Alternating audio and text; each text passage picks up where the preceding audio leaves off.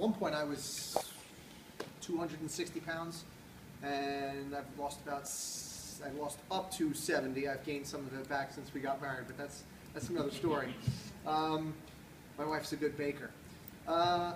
You know, did you lose it by cutting out corn syrup? I don't eat a lot of processed foods at all. I eat very, very few processed foods. We keep a very, very clean household, or as clean as you could possibly be.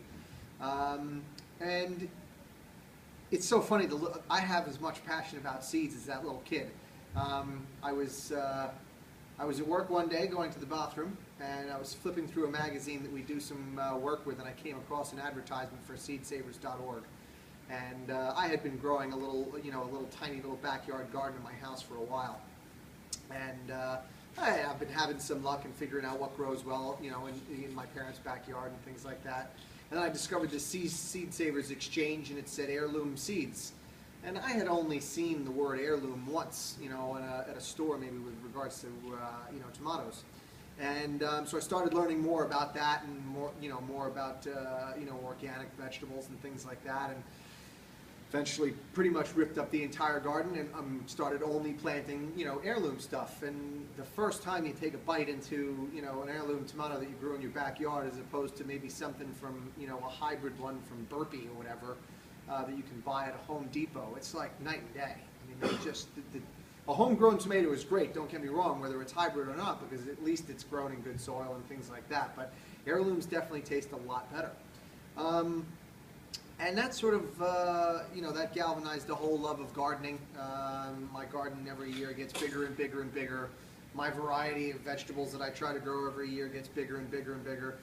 This year we just moved into a house out in Manorville, so I'm now discovering all new pests that I didn't have in Smithtown that now exist out in eastern Long Island. I thought at one point all I used to have to battle with is beetles and things like that. Now I have deer to contend with. And Monsanto doesn't make a deer repellent yet, or maybe they do, but I'm not going to use it. But it's interesting. I mean, gardening is a lot of fun, and for those of you with kids, I actually posted on my Facebook page, bring your kids down to see this movie, because anytime my nieces and nephews come to the house, I always walk them around the garden, and we rub all the herbs and make them smell the different herbs and things like that, and I get their hands dirty, and they pick the berries, and they pick the tomatoes and stuff like that, and it's great to see the looks on their face when they can, pick these things straight off the plant and pop them in their mouth. And I don't use any pesticides or anything like that, so I don't have to worry about any of that stuff. You can pick whatever you want in our yard, and you can eat it straight off the vine. Maybe you've got to clean some aphids off the bottom of the leaf or something like that, but most of a huge portion of our yard is edible, and the deer have proven that. Which is that's a real pain in the butt. I have to solve that problem. But Remington makes some deer. They do. They make a good deer repellent. They make a good deer repellent. Unfortunately, I've got neighbors fairly close by, so I have to figure out a solution with a bow.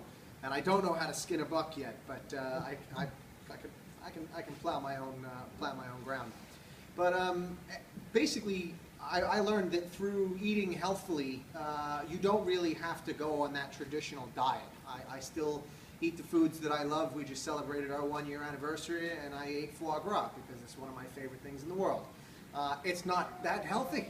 Do you know about free-range foie gras? I'm actually, as we were eating it, I was thinking to myself, I wonder what they were force-fed. Probably there GMO is such corn. a thing as free-range foie gras. I will have to look into that.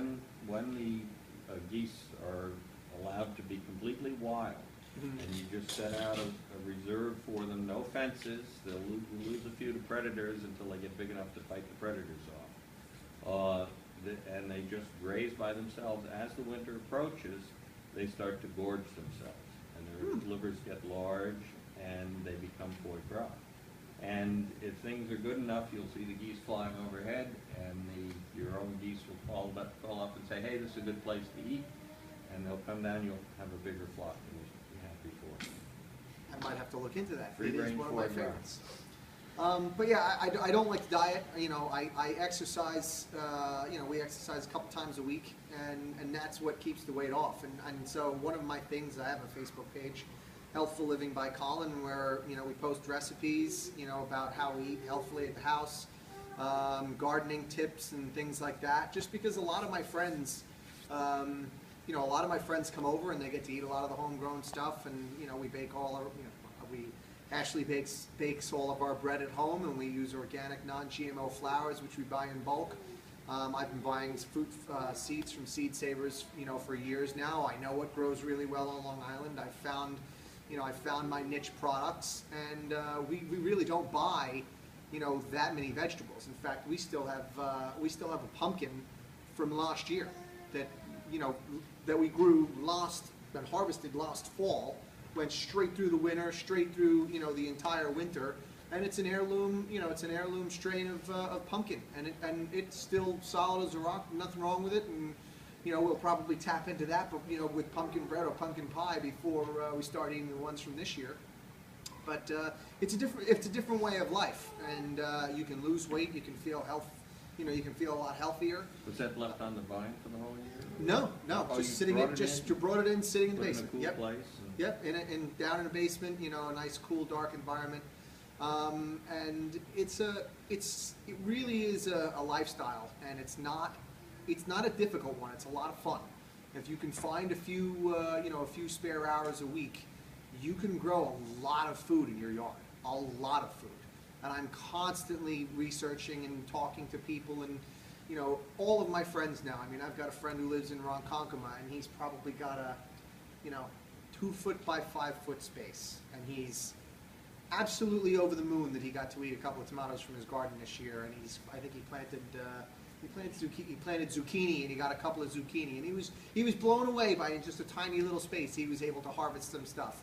And now my circle of friends, you know, come springtime, oh, what are you growing? What are you growing? And it's getting to the point where I know what I'm good at growing, and some other people have good luck growing other things in their yard, and we're going to say, you know what, you're in charge of growing that, I'm in charge of growing this, and we'll sort it out, and everyone can kind of share what their produce is. But I believe that guy was right about the small farms. It really doesn't take much to grow your own vegetables.